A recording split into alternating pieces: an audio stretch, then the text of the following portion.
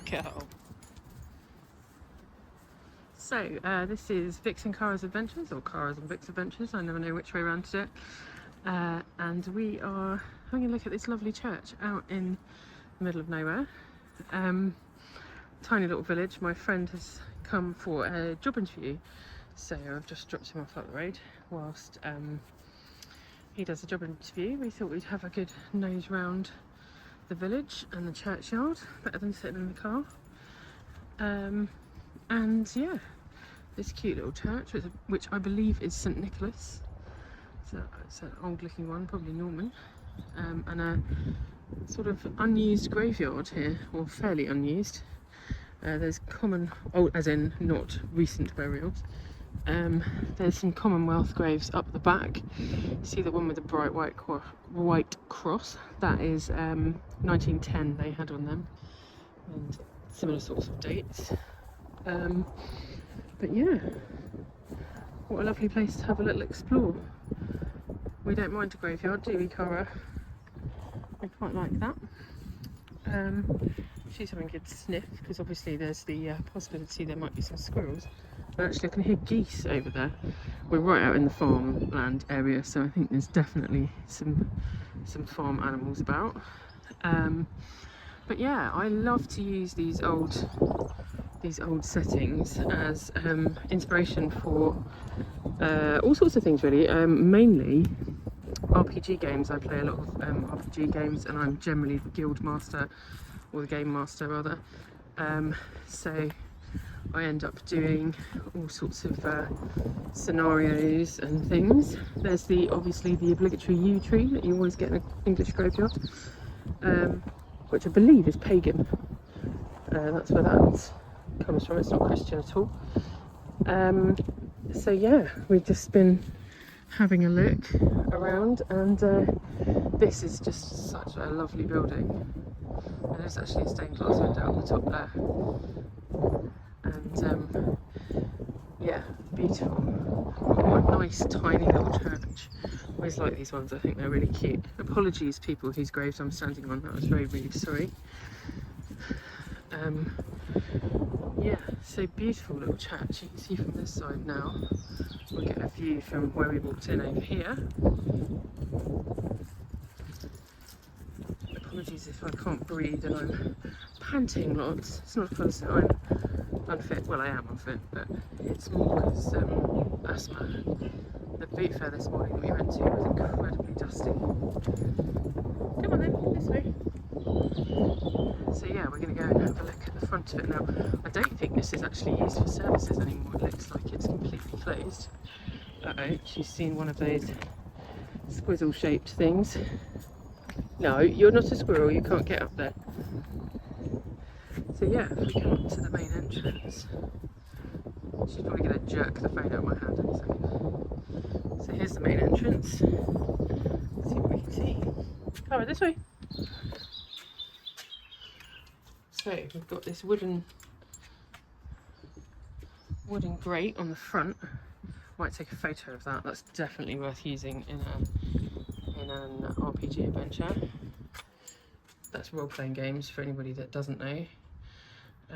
But yeah, look at that. Beautiful. What a cool gate, or cool front door. And it just looks like it's been there and hasn't changed for hundreds of years, which it obviously hasn't. But I just love the fact that there's the old pot in the corner there. Get rid of all the typed notices, and you would never know what decade you were in or what century. Really nice little boot scraper there. Lots of watering cans. No dog waste, don't worry, we'll be taking it with us, but she's had her poop for the day. Lovely old building. I would guess Norman, because of the flint, but I'm not a massive historian, that's what I'm trying to say. And interesting that the tower is half wood. Not something I've seen on a church before. But there we go. What have you found? Anything exciting? Yeah. Anything exciting from Cara? No?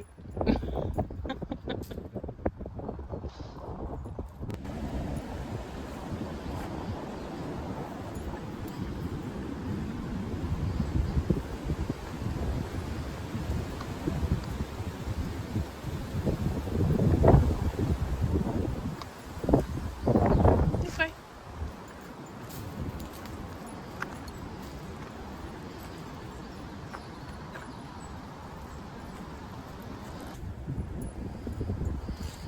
Found something good to munch on.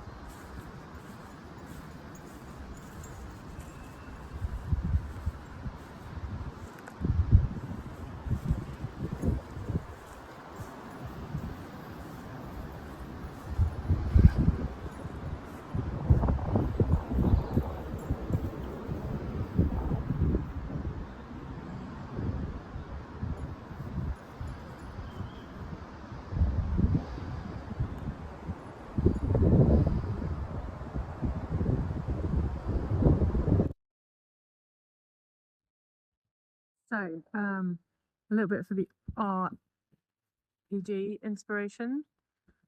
Obviously, you could have them come across something like this out in the woods or on the trail. Be a nice on the trail encounter, an abandoned church in the middle of nowhere. It could be a monastery, it could be a little chapel, could even be a mausoleum, could be anything like that. Or it could be a house. You could just decide it's a house, not a church. A few quirky little things we've seen. We've got a nice iron trapdoor here. Don't know what's under there. I mean, it's probably something like a drain, but it's got a nice cast iron lid on it, a nice handle. So that could be something that that could be a way they could find their way in.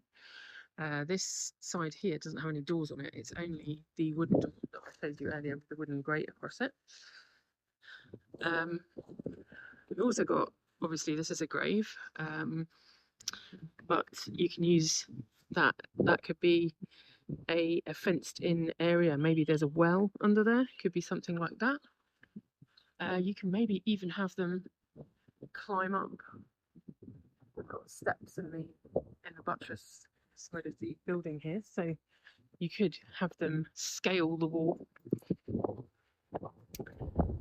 Maybe one of these windows are all intact, maybe they've got the iron grates on them. You could have that being broken up there, so that could be the only way in.